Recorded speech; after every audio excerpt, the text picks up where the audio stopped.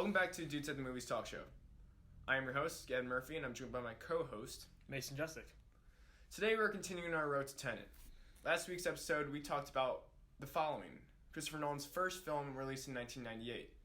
Today we're talking about three more of his films: Memento, Insomnia, and The Prestige. Mason? Well, for our first film, we will be reviewing Memento. Memento is Christopher Nolan's second film about a man named Leonard, played by Guy Pearce, who is tracking down the man who raped and murdered his wife. However, he struggles in doing so due to the fact that he suffers from a rare form of memory loss. Although he can recall details before his accident, Leonard is incapable of making new memories and cannot remember what happened 15 minutes ago. It was written and directed by Christopher Nolan and based on the short story by his brother, Jonathan Nolan, and released in 2001. Alright, let's get started. So, I think the first thing you have to talk about when you think of Memento is the way it's told. And the fact that the beginning of the movie is really the end of the story, and the ending of the movie is the beginning of the story. So basically Memento is told in reverse, which is just insane, in my opinion. Yeah, it was mind-blowing. Each scene in sequential order is done backwards. Yes. Yeah. And each time you'll see, every time you watch it, it starts with the one scene and then it goes to a scene that's black and white. And then it goes to a scene that happens before it. And it leads up to the scene that happened in front of it. Which, it sounds confusing, but once you pick up on it after 20 minutes, you're like, oh, I got this, I'm going to get rolling with it and I can get into the story. So it's just that part immediately, it was just like the big, like, this is something no one else has done. It's just, I don't know, something that makes the movie so good for me is that the way it's told. And I think it's something like so like different and special that's huge. Another thing I have to say is that the action in this movie for what's given is really good. Usually towards the end of the movie is when the action starts to pick up a little bit and there's a lot more chases and fighting involved, and it's just really entertaining to watch. And then the story of this man tracking down his wife's killer and him having to struggle with the fact that he can't remember everything and going off pictures that he, like tattoos and pictures that he made for himself to trust like his logic is just, I don't know, something that's so good. Yeah, I'd like to agree with the way it's told. Not many movies can use that form of storytelling to, but this movie was able to just... It just does it so right. Like, because of how it's set up. Yeah. You don't know what's going on at the end of the movie, which is the beginning. Mm-hmm. And as it goes backwards, you figure everything out. So you figure everything out in reverse. So like he said, the black and white, which is actually the beginning, is mixed in there like it would be at the end, and the whole movie is leading up to the beginning. Okay, it is confusing. And yes, yeah. I was confused watching. Yeah. But you get more and more into the movie, you figure it out, and it's just mind-blowing how Nolan was able to do this.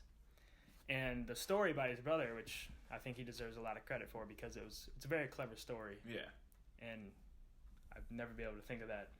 It's just something insane. For me, this is my second time watching it. The first time I was completely confused. It took me like an hour to like really get hold of everything that was going on. But the second time watching, I really understood it more. I was like, okay, now I know what's happening. It makes a lot more sense. That was just like the big thing for me. And then one thing I do want to say is that Guy Pearce was so good in this movie. I was just about to bring him up. He did such a good job. And I remember because he was in the movie I know him from is Iron Man 3. Yeah. That's because as a kid, I remember seeing it. When I watched Memento for the first time, I was like, oh, he's from Iron Man 3. But it's just like, him in this role, it's just so convincing. Yeah. Like, of how he forgets everything and how he has to repeat himself. And he just pulls the character off so good. I thought it was just something big to mention. His character is very, he doesn't show a lot of emotion. Yeah. But just the way he looks. Yeah. And he looks like confused. And how he does everything. Yeah, the way, like his language, his body language is just amazing. And you really do, you cheer for him. I mean, it's just he's a good protagonist. Yeah. You want this guy to kill the murderer of his wife. You want him to get revenge for his wife, and then you see how the story unfolds, and you're just, I don't know, I feel like you're just so connected to the character. I really was cheering for him. And I really. It was just a huge thing for me. So I don't know if I have any more goods. I will say the music, the main theme. I don't know. I couldn't find who composed the music for it, but the main theme I really did like because it made a lot of like these deeper scenes, like the ending scene, even better. Yes, the ending scene, the final. Speaking of the ending scene, the monologue was definitely up there in like my favorite monologues in movie history. That was just. I agree. It was so cool, and so good, but. I think another good was Joe Pantoliano. Yes. Who plays Teddy. Yeah. I thought he was hilarious. Yeah. he was so funny. I thought he killed it. And Carrie-Anne Moss, who plays Trinity in the Matrix trilogy, she was in this. She plays a pretty big role in the movie, and I thought she did really good as well. Yeah. So that about does it for the goods. I think we have. I thought it was a lot of goods. I thought it was heavy on the good side, Yeah. so that's good. I mean, I love this movie. Yeah. I really do, but it does have some bads. We have a slight nag.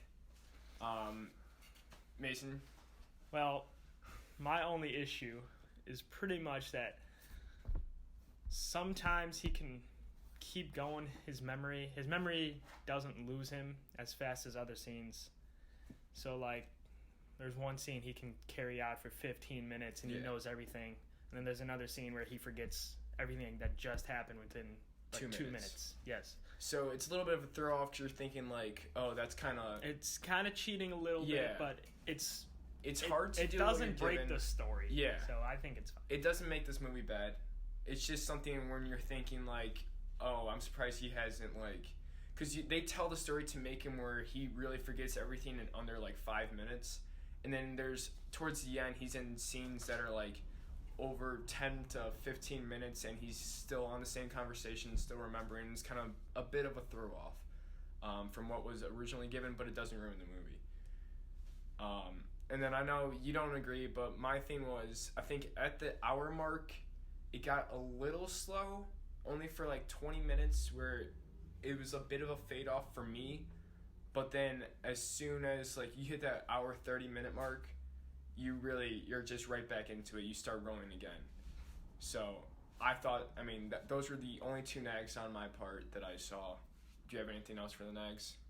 No, I just this movie was just so good. Yeah, it was really like, just the style. I'm telling you, before the sci-fi and the Dark Knight trilogy, Nolan was he was such a good like thriller director, like Fincher. Like listen, Insomnia, I just got Fincher vibes, and it's dark. I just love that from Nolan. I never seen that side of Nolan before, and just seeing like R-rated movies from him. That's what I was just about to say. He can get away with a lot more because he can do whatever he wants. Yeah, and you see it a lot more in the next film we're about to review, which is Insomnia. Real quick though, we want to give our final scores for Memento. Mine is a 9 out of 10. I'm gonna give it a amazing on our grading scale. I'm gonna have to agree with him. Amazing. Really good film. Really highly good. Recommend it to anyone watching this. Yeah. You would love it, and it will blow your mind. Yeah. So now on to our next film. Insomnia. Insomnia is Christopher Nolan's 2002 film. It stars Al Pacino and the late but great Robin Williams. Insomnia follows the story of a veteran police detective who is sent to a small Alaskan town to investigate the murder of a teenage girl. He's forced into a cat-and-mouse game with the primary suspect. The events escalate as the detective struggles to keep his life stable. Insomnia was directed by Christopher Nolan, but it was written by Hilary Zeitz. It also stars Hilary Swank as part of the Big Three. So let's get right into the review. Mason? Well, like I was saying with Memento, this is like a thriller mystery, like a Fincher movie, which I thought was very impressive that we can see this side of Nolan. And what I thought Al Pacino, this was an underrated role of his. Yeah. I really thought he knocked it out of the park. He wasn't this guy screaming all the time. Yeah, that's my big thing. He with kept cool. Pacino He's a retired detective, and he he was always cool in every scene before he starts to lose it a little bit. And I just thought seeing that Pacino is always refreshing. Yeah. Because he gets a lot of hate sometimes, and I think he can. This is a proof that he more than just a guy who yells. Yeah, I completely agree. He definitely steals the show because of his screen time. It really benefits for him, and he just gives like a really good role. And you really kind of forget that he is like Al Pacino or The Godfather, Which is rare because. Yeah. But right now, I mean, in Insomnia, you really think like, oh, this is just a police officer. Like you kind of get lost into the movie where it's you believe into the story that's being told. What else do you have to say for the goods? I like the story. The story was really good. I thought the story was very impressive. Yeah, I was definitely it kind of does seem simple scale, but like it kind of takes it. I like that. Yeah, I like that. It's a story. Not every story has to be Inception. Yeah, where it's all confusing. Time and it was just a simple story about a small town murder, and it just gets on bigger. It's like Seven. You know, that's a simple story that just kind of messes with you. Yeah, I completely agree with that. Another thing I really want to say is it was kind of like the huge thing for me of why I like this movie is I love the setting. The setting for me was huge because I felt like you put it into this small town, and immediately it's kind of like it feels like a David Fincher movie, like we keep saying. A small town, kind of creepy, it's kind of empty. And the fog, you get to that one scene where they're chasing after the main suspect, where it's completely foggy out, and you know you're getting really like gritty vibes, and you're like kind of tensed up. And I just thought it was something huge for me, and it kind of feels like the town is another character into it because our main character is starting to lose it in this small town and not really have a clue, and then it plays into the fact of like chases and where the final action scenes happen. And I thought it was something huge for me. I thought it was really good. Yeah, I like with the setting, the atmosphere. It takes place in Alaska, and I forgot which town. I don't know if it's a real town or not. But, yeah, I'm not sure. But he's there during a time of year where the sun never goes down, and for a movie that's set in a town where it's always daytime, it's very dark. That was, yeah. It was pretty dark, and and there was, I will say, that was probably one of my favorite lines in the movie was when I think it was Hilary Swank's character says it's 10 o'clock at night. Yeah. Here it's the sun doesn't go down. But I also kind of think that plays into a huge factor with the fact that our main character struggles to stay or to go asleep and like he keeps finding stuff, and why it's called Insomnia is because he struggles to yeah, and it's just I thought that was just something like a great add-in that it's a town that many factors, and that is definitely one of them. Yeah, I thought that was a really huge part of it. Robin Williams. Williams, he's always good. Yeah, I love him. Yeah, I mean, absolutely love him. I miss that man. Yeah, definitely one of my top 10 favorite actors of all time. He's always good. And in here, he's just what you expect, and it's good. So. Now the bads. The bads. Anything you didn't like? I will say it's a lot slower of a movie, slow pace, and I get why. Yeah, I mean. I get why they have to like build a character, but it was just really, I don't know, slow pace going in. You find out about like what's going on in the first 30 minutes, and then from there on. You kind of like, it kind of just sits for a little bit. I don't know if you agree, but. I agree with, it's supposed to be kind of like a slow burn of the main character losing himself. We've seen that in a bunch of movies. I just don't think it was very, like. The boom was like in Joker or Taxi Driver. But. That's what I was thinking too, is that like this ending, it doesn't feel as big as a satisfaction as you'd hope for. Yeah, I thought the ending was kind of. It could have you would have wanted more for what was getting built up, but I mean that's fine for what it was. It happened. I mean it wasn't like it's not gonna ruin the movie again. But like it was just something that was I don't know was kind of a turn off from the movie for me. It was just a small nag though. Anything else you have for the bad? No, I mean, I actually really liked this movie. I thought I thought it could be up. I don't know. Underrated for sure. It's underrated. It's it definitely really underrated. is because I don't hear about it a lot, and I only knew it because of Nolan did it. Yeah. I think it deserves more respect. Yeah. As like a mystery thriller. Exactly. Yeah, I completely agree. So, final score, Mason. You're gonna give it a. I'm gonna give it a grade, which is an 8 out of 10, on our scale. Yeah. I'm on the verge. I'm kind of going back and forth. I'm gonna give it a 7 out of 10, which is a good. But some days I'll say it's an 8 out of 10. Some days I'll say it's a 7 out of 10. I go back and forth, but still a really good movie. You should definitely check it out. One of Nolan's underrated films. One of the more underrated films given. And it's definitely, it's a good film to watch. Agreed. So now we go to our final act, The Prestige. The Prestige is a period piece set in Edwardian London about up-and-coming magicians who start out as friendly rivals, and as they each try to match each other's act, one of them performs the ultimate trick, teleportation. His rival then becomes obsessed as he experiments with new science to try to figure out how to teleport. It was directed by Christopher Nolan and written by Jonathan Nolan and Christopher Nolan. Spoiler warning. Huge spoiler warning we're going to give right at the start. So if you haven't seen the movie, don't watch it. Don't watch this part of the movie. Click off because we're going to be talking about the big twist at the end throughout the whole entire time. So spoiler warning, don't get mad at us, okay? Alright, good. So let's start off with the good.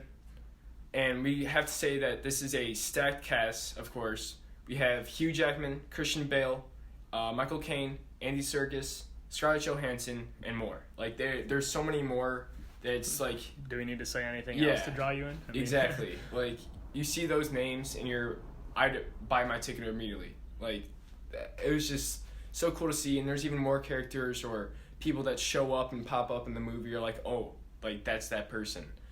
So stacked cast, and they all do a really good job. And then the other thing that I liked, there's more, but the story. The story is amazing. The story of these two magicians trying to 1v1 each other or face off against each other, coming up with a better trick, and ultimately trying to destroy each other's life is just, it was so, like, fascinating to watch.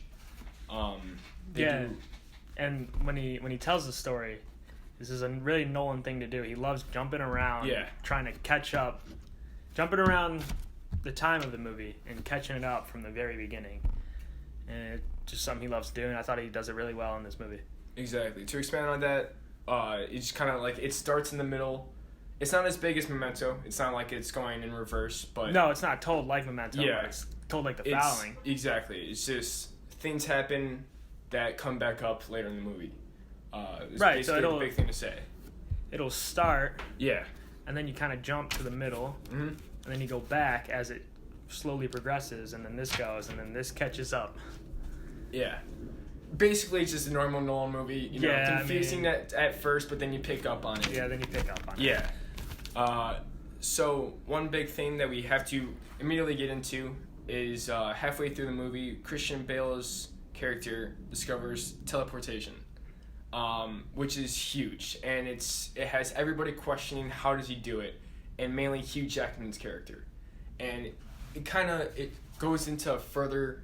I mean, like, it just shows how Hugh Jackman has to find out this trick, and he's so obsessed with becoming better than Christian Bale's character that, like, he's going to go to the most insane versions to do everything. Yes, and it's really a story about two obsessed artists who try to each better their craft, and they each time they try to sabotage each other, they end up doing something terrible, and you kind of start resenting them as the movie goes on.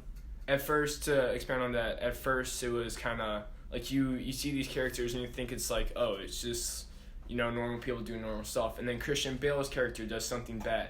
You're like, oh, that's different, and then Hugh Jackman character does something even worse, and they go back and forth, and it's amusing to watch, but it's also like tearing these characters apart, what's happening.